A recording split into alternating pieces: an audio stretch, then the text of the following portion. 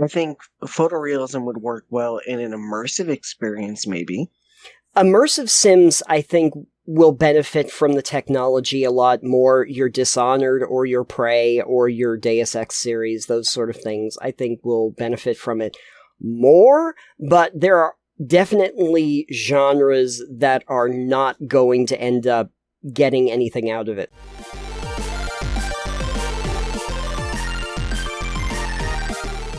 I've been combing the internet lately, which is a scary thing to do. Not recommended. But I've been looking at some more tech demos recently of the Unreal 5 engine and some of the things that they're doing with it. And as you know from previous conversations that we've had, some of it is almost undistinguishable from photography. It was on Record we looked at last time? Yeah, we did. Which looks very photorealistic. It does. Looks like you've got a real camera going through a real place. Yes. There's a couple other ones. One that was done is just a demo of going through a Zen garden, and the level of detail on the trees and the rain coming down. If you were to just show it to a random person, they would think that you were just taking a photograph, that you were just doing a video. And another one that I think is really interesting is, I don't know if you've seen, they're making a game that is based on the Titanic, and so you can actually go around the entirety of the Titanic. They basically remade the whole Titanic. They recreated it in Unreal 5 because you'll be able to go around the entire ship as part of the game. And it is very stunning to look at, just in terms of what they were able to recreate.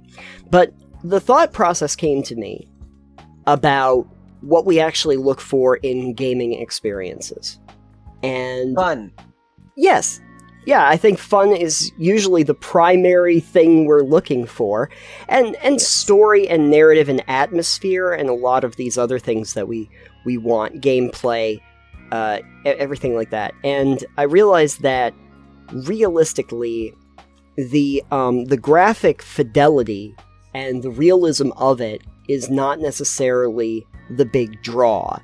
When I start to think about the games that I really love, the graphics didn't seem to be a big make or break for me.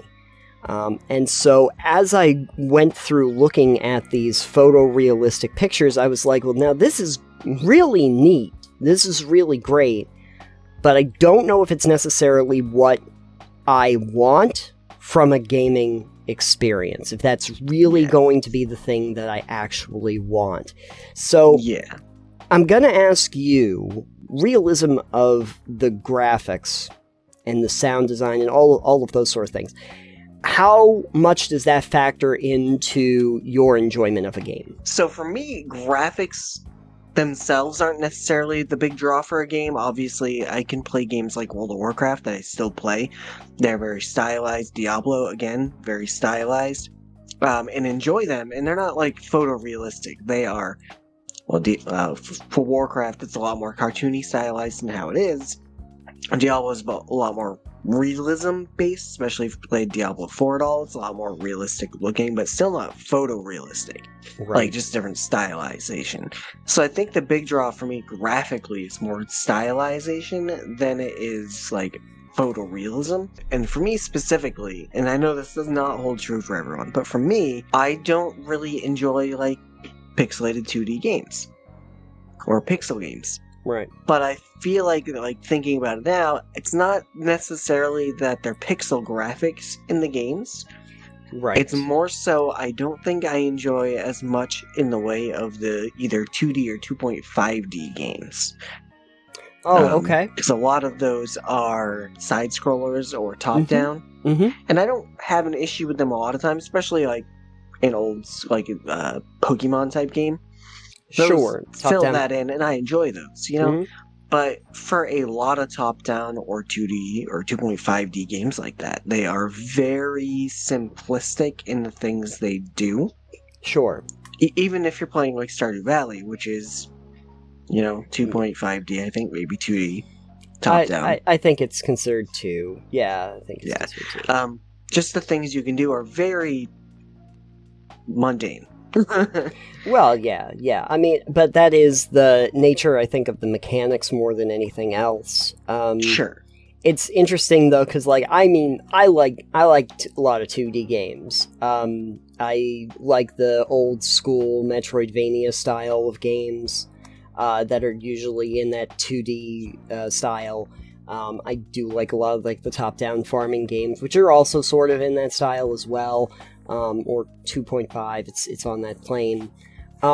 But I'm not exclusive to that. Like, I don't have a horse in the race for whether I like one or the other. It has to do a lot with the experience that's there, but the graphics themselves don't necessarily inform it for me, whether I'm going to like it or not. That's why, like, with Pokemon, the old ones, I can play those. It's an experience I think I've got nostalgia for. Right. But for newer games in, like, pixel graphics in 2D style, it's a lot harder to grab me because technology's come so far and graphics have come so far that this is not the gaming experience I generally seek out, despite loving Pokemon as a game. Sure. You know? Sure. But then, like, as far as newer games go, like, one of the ones I actually need to find a way to try is, like, Minecraft with shaders.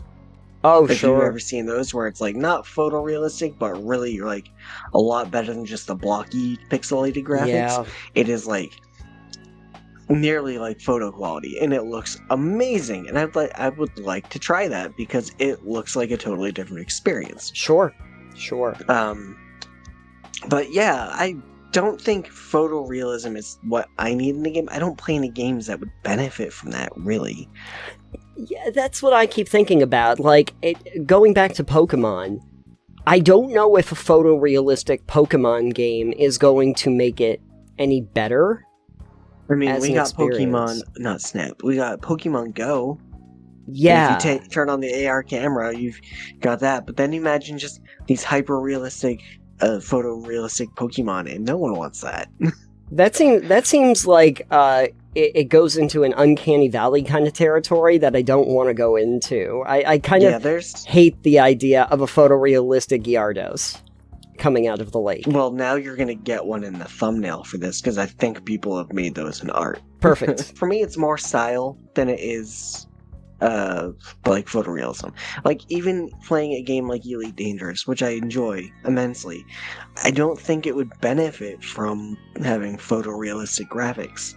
Yes. Because at that point, you land on a planet, and then it's like, yes, I can see how photorealistic this barren wasteland is. Yeah, exactly.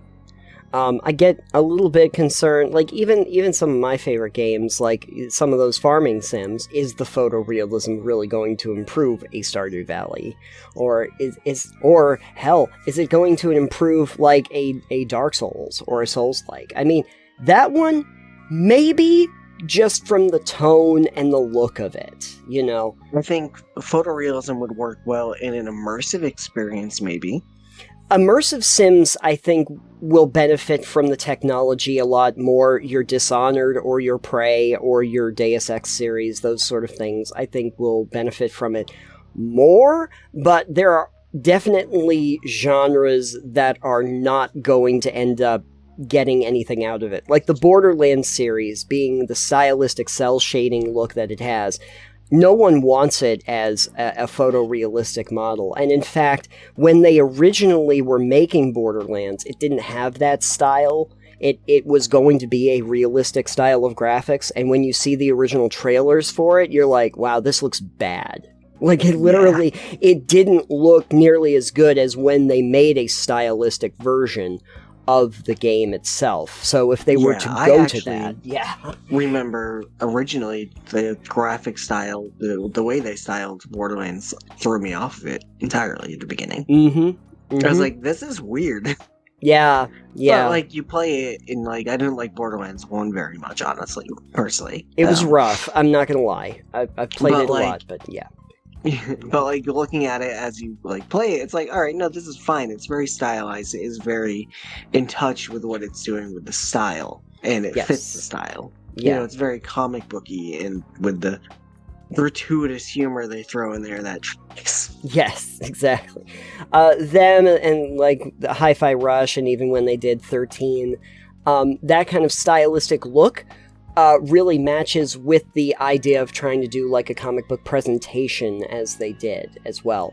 And it really got me to thinking that something I'm a little cautious about is if the photorealism of the graphics is going to give some of the bigger studios, like the AAA studios, license to not really be creative with what they do with the art and what they do with the actual game itself. Because I'm more interested in the artistic quality of what they put into the game and how they present the game. And I can totally see a Call of Duty just kind of going, well, we've got cool waterfalls, I mean, we're gonna press A to win the game again. Like, we're back to using basic Call of shooting. Duty as the example here is saying that, yeah, they're probably going to go for a photorealistic Call of Duty at some point, Yeah, because they're just going to try to push it that much more into the, I don't even want to say immersive sim version, but like they want people to like play the game and go, oh, it's pretty, yeah, as absolutely. they're murdering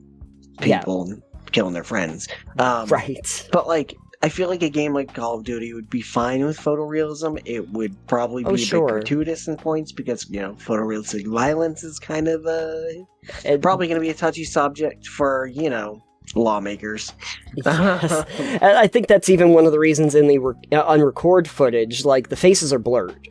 Like, they even do a conscientious design decision to blur the faces of the characters. So you'll in get that. into, like, the Call of Duty that's going to go, oh yeah, this is hyper-realistic, you know, and it looks so real. You know, that type of game would be fine with it, because it's doing something in a realistic environment. I guess it would be one of the genres of games that could probably benefit from it to a point, but I still think having a good art direction style instead of just going, ah yes, the most realistic graphics we can do.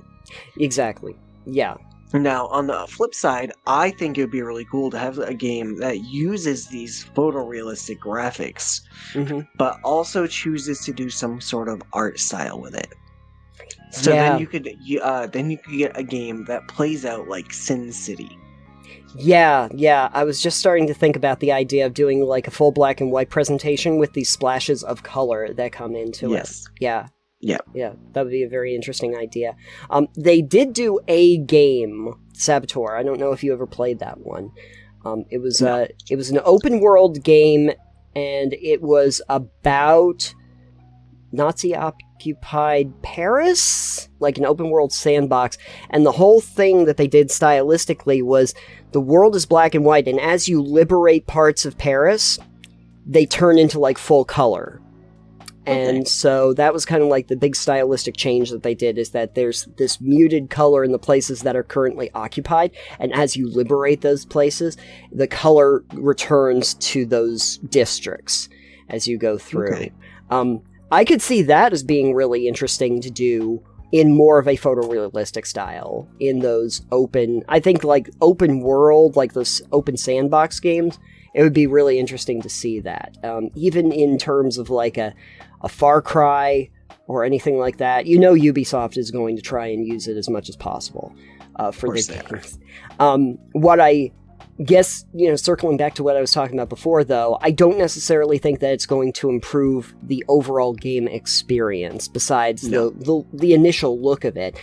Call of Duty is not going to, like, change the framework of the game or use the technology to expand what you can do in the game. It's pretty much still going to be the shooting experience that you expect. Going to be interesting when they do like the old historical battles and how realistic those look, which, yeah, will be very impressive in the moment, but when you get into the like multiplayer experience, ends up being just as much of a like haywire mess as multiplayer shooters usually end up being for me. On the one hand, the technology is just incredibly impressive, but on the other hand, I wonder if it's really going to be utilized in new and interesting ways, or if it's just going to be the thing that they do instead of making innovative game experiences.